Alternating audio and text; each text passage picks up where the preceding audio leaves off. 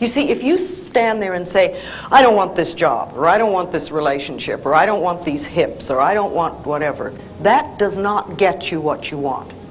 That's what I call fighting the negative. And it doesn't do anything but keep what you have that you say you don't want.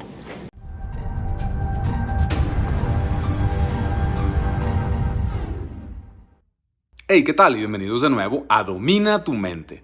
Soy Raúl y el día de hoy les voy a compartir el clip de uno de los seminarios de la señora Louise Hay y les cuento que este seminario es de 1987 y les platico que no pude evitar ponerme a pensar y sacar cuentas porque en 1987 pues yo tenía como 3, 4 años. Entonces me puse a pensar que qué suave hubiera sido que desde chiquito me hubieran dado esa información, que todo esto nos lo enseñaran desde que estamos así chiquitos, ¿no? Entonces, pero pues es una idea porque a final de cuentas, en el transcurso de la vida, todo lo que vamos caminando, pues vamos aprendiendo y la información llega cuando tiene que llegar, no llega ni antes ni llega después. Entonces, pues nomás se queda como una idea, ¿no?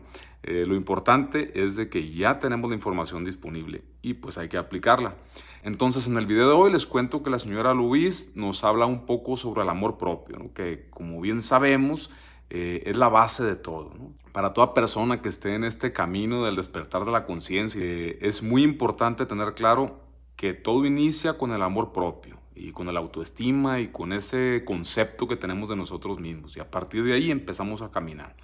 Entonces nos habla de eso y también nos habla un poco sobre las afirmaciones, que creo que es un tema que la gran mayoría ya dominamos, pero que no está de más darle una repasadita, ¿va?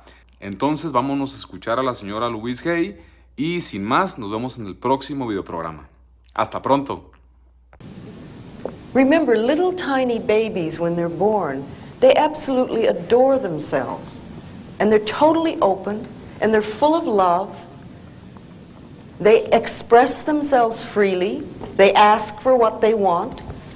They love their bodies from the top of the toe to the top of their head to the tip of their toes, and every point in between, including their own feces, which they'll gladly rub all over their bodies, because nobody's taught them guilt and shame. They know how wonderful they are. And then somewhere along the line, we get this idea that we're not good enough. And we start putting our tape measures around our waistline to tell us if we're acceptable. Or we read magazines that say we have to be a certain height or a certain weight before we're acceptable. Or we listen to the media that says we have to use a certain deodorant before we're acceptable. You know, it just doesn't make sense.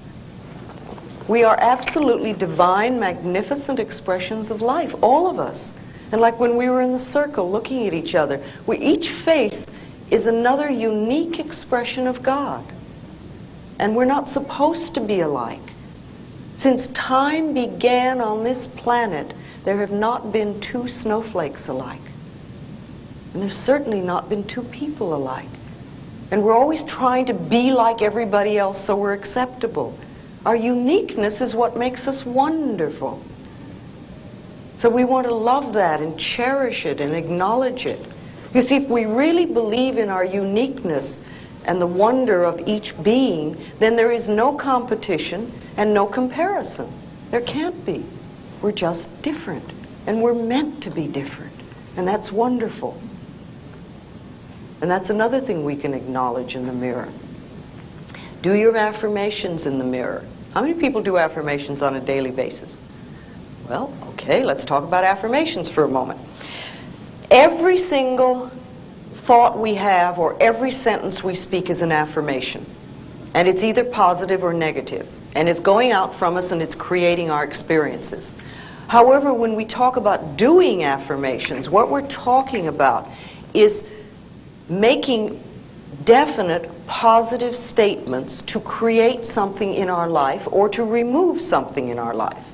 You see, if you stand there and say, I don't want this job, or I don't want this relationship, or I don't want these hips, or I don't want whatever, that does not get you what you want. That's what I call fighting the negative. And it doesn't do anything but keep what you have that you say you don't want. However, if you start saying and doing affirmations that I have a wonderful new job, or I have this most absolutely marvelous relationship, then you're beginning to create what it is you do want. Affirmations are like planting seeds. And if you think for a moment, when you put a seed in the ground, you do not get instant tomato plant or instant strawberries or instant oak tree. That seed goes in the ground and it has to germinate. That's the first thing, which means it breaks open its little shell and little roots begin to go down. And it gets nourishment from the earth. And only then does the first little shoot come up through the ground. Now, when we're doing affirmations, too often people say, well, that isn't $1 million, and they stomp on that first little shoot. They don't give it a chance to grow. Doing affirmations is like planting a seed in the ground, and watering it is like repeating your affirmations. And you just keep doing them, and you keep doing them, and you keep doing them. And it doesn't matter whether you see the results or you don't see the results. And sometimes it just takes time. And too many people will do affirmations for 2 or 3 days and say, see, it doesn't work. You know, if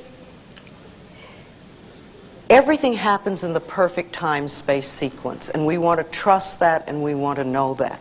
So if you begin to do affirmations for yourself, and I think it's important that we do that on a daily basis, decide what you want and begin to do positive statements in present tense for what you want. You never want to say, I will have or I'm going to have, because if you do that, it keeps it in the future. And remember, if you say, I have a wonderful new apartment, and you're living in a dump, it doesn't mean that this is not a true statement. It means you are planting the seed that will germinate and grow and become the new apartment. So you just keep doing it, no matter where you are. Also, if you're leaving a situation, if you're in a job you don't like, if you're in a relationship you don't like, if you're in a house you don't like, and you want something new, begin to bless with love. Interesting. Bless with love where you are. And know that you're releasing your current situation with love. If it's a job, release it with love to the next person who will be delighted to have it.